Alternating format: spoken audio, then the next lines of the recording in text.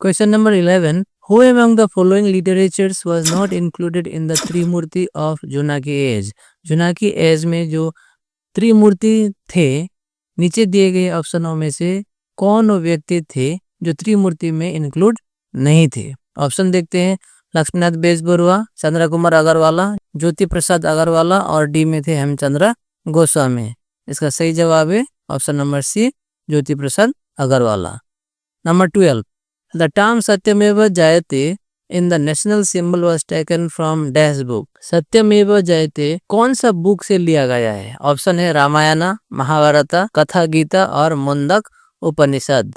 इसका जो सही आंसर है वो है option number D, Mundaka Upanishad. Question number 13. Consider the following statements. P.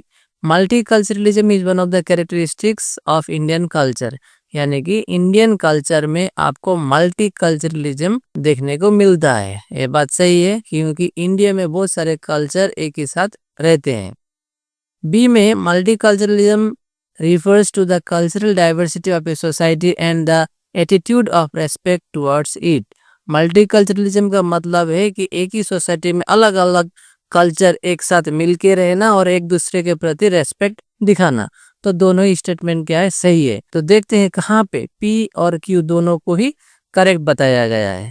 तो सी ऑप्शन में P and Q both are correct. 14. Donyi Polo is worship. Donyi Polo को कौन से ट्राइब्स पूजा करते हैं? तो tribes of Nagaland, tribes of Mizoram, tribes of Meghalaya, tribes of Arunachal Pradesh. तो आंसर होगा tribes of Arunachal Pradesh. 15 number है translator of Ramayana into Assamese. Ramayana को किसने आसामीज में ट्रांसलेट किया था? तो इसका आंसर है option number A, Madhav Kandali. 16.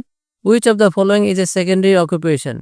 नीचे दिए गए ऑप्शनों में से कौन सा ऑप्शन सेकेंडरी ऑक्यूपेशन है? Fishing, forest resource collection, manufacturing, administration.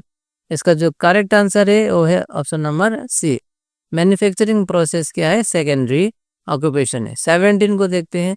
On the basis of durability the resource can be divided into. Durability के अनुसार रिसोर्स के अलग अलग प्रकार कौन से हैं?